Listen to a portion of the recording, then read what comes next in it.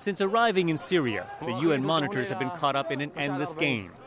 Visit an area, and the shelling by government forces largely stops. Leave an area, and the attacks resume.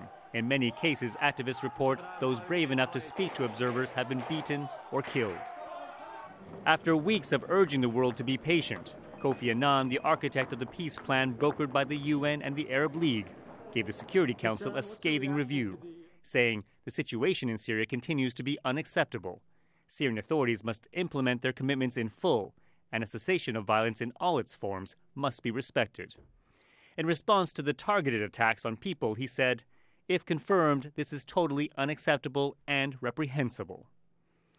Annan called for a faster deployment of the 300 observers approved last week by the Council.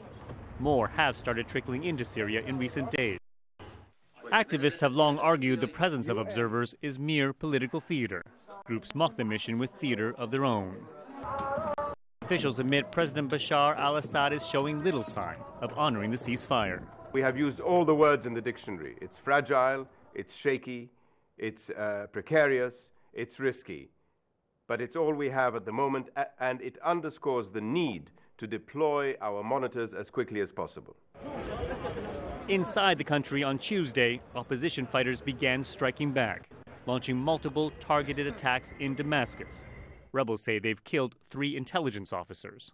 Whatever direction the conflict takes, analysts say Syria can never return to authoritarian rule.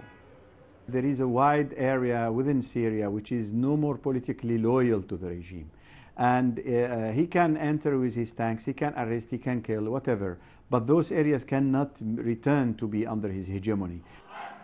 Whatever direction the conflict takes, Assad has largely suppressed the armed opposition, but he has yet to suppress demands for reform.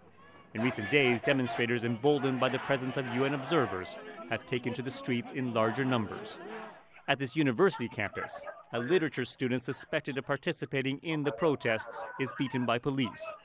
It takes dozens to arrest one man. A sign says some of the government's paranoia that it could still lose control. Steve Chao, Al Jazeera.